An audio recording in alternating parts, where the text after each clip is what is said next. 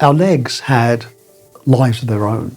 Our feet had been tapping for 3 hours. And as we stood, Wendy and I, almost involuntarily, I started whistling, she started cheering, and very quickly our hands were furiously clapping. And what was intriguing is across the theatre, the Palladium, a person stood here, a person stood there, a couple stood over here, and very quickly the whole audience, the whole auditorium rose to their feet, and there was just thunderous stamping and applause.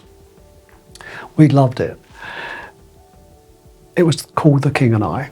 It was a show that most of us have known since childhood. But here's what struck me as intriguing as I rode home from Victoria to our home in East Grinstead. How did they do that?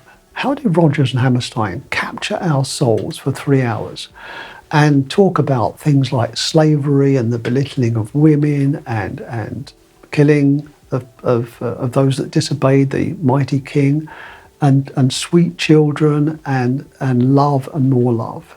How did they do that long after they left, long after their show is over?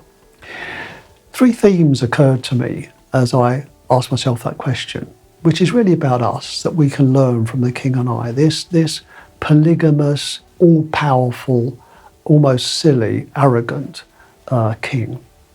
Here's the first thing I learned. You and I, we're a little delusional. We have to be entrepreneurs. It's almost humorous. We make stuff up in our head about what's possible and what dreams will come true. We have no idea whether they'll come true, but if we didn't believe that, we wouldn't get out of bed in the morning. Number 2 is we become slaves, just like the theme from the film. We become slaves of habits and of fears, habits that make money, but are not our best selves. And we need to rethink our businesses to ask ourselves, is this my best self? Is this my team's best selves? Third thing is that came from the show was creativity. We can create a world that's magnificent rather than just make money and get through the week.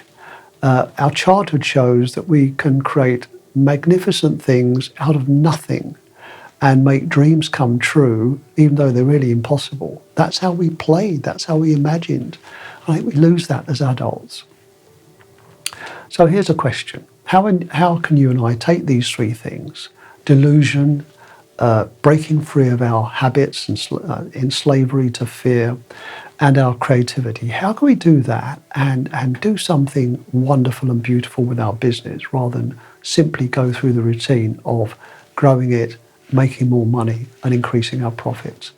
Because if we did, we bless lives. And you know what? Somewhere, sometime, somebody would feel that in their life long after our show is over.